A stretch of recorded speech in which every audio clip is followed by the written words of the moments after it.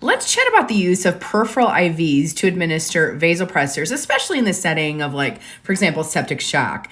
Now, one of the things that's interesting to understand is how often do peripheral IVs extravasate with vasopressors running through them? Well, actually, there was a meta-analysis published recently that looked at this question. So here is a little quiz question for you. According to a meta-analysis of over 16,000 patients, the incidence of extravasation of peripherally infused vasopressors was which of the following?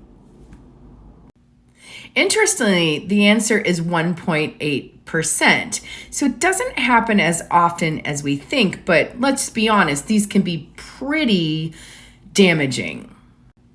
With children, the extravasation rates are a bit point higher, about 3.3%. Not completely surprising to me that they're a bit higher in that population.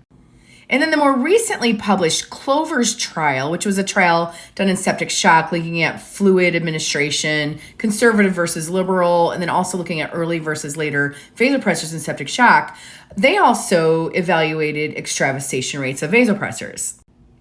And in over 750 patients who received vasopressors, 3 of them experienced an extravasation.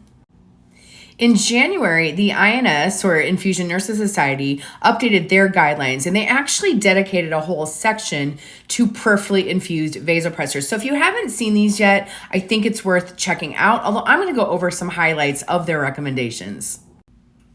One of the reasons I think it's really important to chat about this is because we're using more and more peripheral vasopressors, especially in septic shock. It's a vasodilatory type shock, and it just makes sense to use vasopressors a lot earlier. And a lot of the literature published in the last 10 years has been demonstrating after patients get that initial 30 mils per kg of fluid in the setting of septic shock, only about 50% of patients still are fluid responsive, meaning that their stroke volume is going to increase if they get more fluid.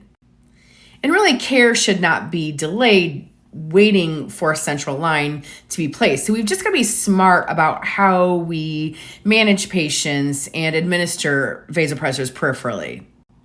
Another FYI we know is that when central lines are placed emergently, CLABSI rates increase significantly.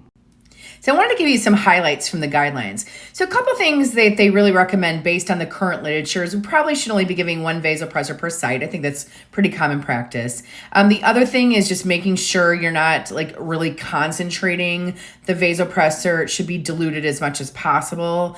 And then the other thing to really keep in mind is when you transport patients, that is the highest risk time of experiencing an extravasation. So frequent assessments should be done, especially when patients are moved or transported. And then the big thing is have a rescue plan. I cannot say enough about this, is that you should know what the rescue plan is at your facility.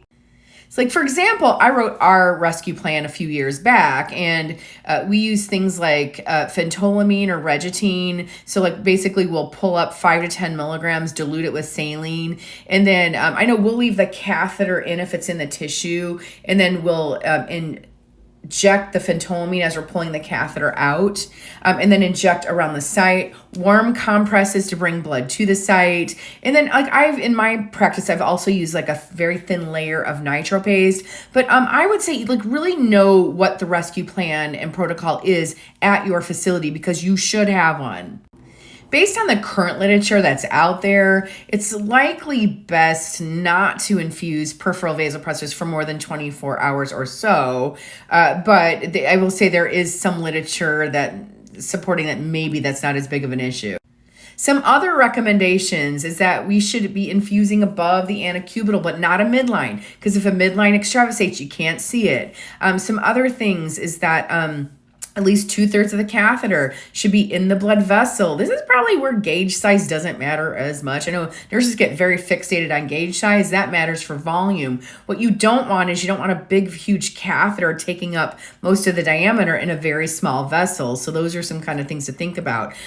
Is there a blood return? Although blood return is not foolproof, but is there blood return from that peripheral IV? And then avoid any flexion area. And I'm just going to say it because I need to say it. Can we stop putting the blood pressure cuff on the arm that the IVs are infusing? I'm just putting it out there, just throwing it out there for you.